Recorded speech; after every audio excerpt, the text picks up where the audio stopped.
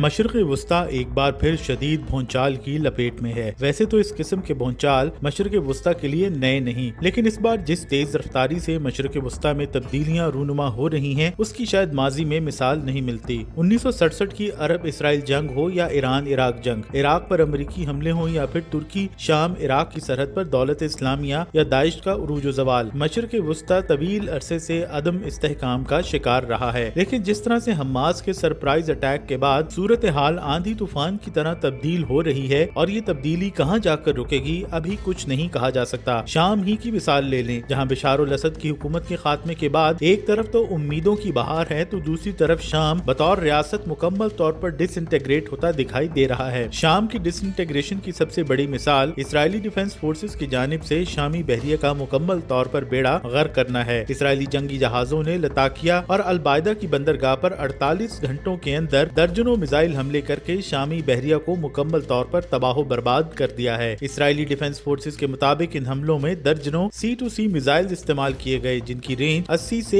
190 kilometre تک تھی، اور ان حملوں کے نتیجوں میں شام کی رہی سہی بحریہ مکمل طور پر ختم ہو چکی ہے۔ ویسے تو شامی بحریہ کوئی خاص قوت نہیں رکھتی تھی، لیکن اس کے پاس سوویت ساختہ کئی جہاز موجود تھے جن کا اب کوئی نام و نشان بھی باقی نہیں رہا۔ اسرائیلی وزیر اعظم بنیامین نیتن یاہو پہلے ہی شام میں اسٹریٹجک ملٹری انسٹالیشنز کو تباہ کرنے کا حکم دے چکے ہیں، جس کے نتیجے میں اسرائیلی ایئر فورس اور زمینی دستے بھی نہ صرف شام کے ایریل ڈیفنس سسٹم اور ملٹری انسٹالیشنز کو تباہ کر رہے ہیں بلکہ جولان کی پہاڑیوں سے آگے نام نہاد بفر زون کو بھی پار کر کے اسرائیلی فوج شام میں کافی حد تک زمینی پیش قدمی کر چکی ہے۔ 1967 میں قبضہ کی جانے والی جولان کی پہاڑیوں سے آگے اسرائیلی فوج اب ڈیفنس زون قائم کرنے کے نام پر شام میں پیش قدمی کرتی دکھائی دے رہی ہے۔ اس تمام تر صورتحال سے اب یہ بات بالکل واضح ہے کہ حماس کے حملوں کے بعد عرب یا مسلمان ممالک سراسر گھاٹے میں رہے۔ ایک طرف تو اسرائیل نے غزہ کی پٹی میں خون آشام کھیل کے ذریعے ہزاروں فلسطینیوں کو موت کے گھاٹ اتارا، تو دوسری طرف ایرانی رجیم کے ساتھ میزائل حملوں کے کھیل کے بعد حزب اللہ ملیشیا جیسی مضبوط ایرانی پراکسی کا بھی خاتمہ کیا۔ یوں حماس اور حزب اللہ سے نجات حاصل کرنے کے بعد اسرائیل نے ایران پر بھی حملے کر کے اپنی برتری ثابت کی، اور اب بشار الاسد حکومت کے خاتمے کے بعد اسلامی انتہا پسندوں کا ڈراوا دے کر اسرائیلی فوج شام میں بڑھتی چلی جا رہی ہے۔ اسرائیلی فوج اب شام میں کس حد تک قدم جمائے گی یا اس کو کسی نام نہاد بفر زون میں تبدیل کر دے گی، اس بارے میں ابھی کوئی صورتحال واضح نہیں۔ دوسری طرف ذرائع کا یہ کہنا ہے کہ اسرائیلی حملوں کے بعد ایرانی رجیم کافی مشکلات کا شکار ہے۔ ایک طرف تو ایران کے حکمران آیت اللہ علی خامنئی کو داخلی محاذ پر مشکلات کا سامنا ہے، تو دوسری جانب شام میں جہاں انہوں نے بشار الاسد حکومت کو تقویت دینے اور حزب اللہ کو پروان چڑھانے کے لیے لاکھوں اربوں ڈالرز کی انویسٹمنٹ کی، معاملہ مکمل طور پر اب ان کے ہاتھ سے نکل چکا ہے۔ اطلاعات ہیں کہ ایرانی انقلابی گارڈز کی قیادت بشار الاسد حکومت کی چھٹی ہونے پر ایک دوسرے کو بلیم گیم کا نشانہ بناتی دکھائی دے رہی ہے۔ برطانوی اخبار ٹیلی گراف نے IRGC کے حوالے سے دعویٰ کیا ہے کہ ایرانی کمانڈرز ایک دوسرے پر الزام تو لگا رہے ہیں لیکن الزام سر لینے کے لیے کوئی تیار نہیں۔ 10 برس تک بشار الاسد حکومت کو پالنے پوسنے والوں کے لیے ان کا اس طرح سے بھاگ جانا کافی ناقابل یقین ہے۔ اسرائیلی حملوں کے بعد سے حزب اللہ، شام اور ایران جیسے مزاحمت کے مراکز اسرائیل کے سامنے کمزور پڑ چکے ہیں۔ شام میں اسرائیل نے ایک طرف تو مکمل طور پر حزب اللہ کے لیے ایرانی امداد کا راستہ بند کر دیا ہے، تو دوسری جانب اب وہ شام کو مکمل طور پر کچلنے کی کوشش بھی کر رہا ہے۔ ترک صدر رجب طیب اردوان اس معاملے میں کافی حد تک مطمئن دکھائی دیتے ہیں۔ یہی وجہ ہے کہ ایرانی رجیم ترک صدر رجب طیب اردوان کے کردار کے حوالے سے کافی باتیں کرتا دکھائی دے رہا ہے۔ بشار الاسد حکومت کے خاتمے کے بعد سیرین نیشنل آرمی کی شکل میں ترکی کا شام میں کردار کافی حد تک بڑھ چکا ہے۔ 7 اکتوبر 2023 کے حماس حملوں کے بعد ترکی نہ صرف اسرائیل کے ساتھ تجارتی تعلقات منقطع کر چکا ہے بلکہ ترک صدر نگورنو کاراباخ اور لیبیا کی مثال دے کر اسرائیل کو وارن بھی کر چکے ہیں۔ اگرچہ ترکی اور سیرین نیشنل آرمی کا تعلق کسی سے ڈھکا چھپا نہیں، لیکن ہیئت تحریر کے رہنما محمد الجولانی کے ساتھ ترکی کے براہ راست رابطوں کے بارے میں شکوک و شبہات موجود ہیں۔ اسرائیل سمجھتا ہے کہ موجودہ صورتحال میں ترک صدر رجب طیب اردوان مزید دباؤ بڑھا سکتے ہیں۔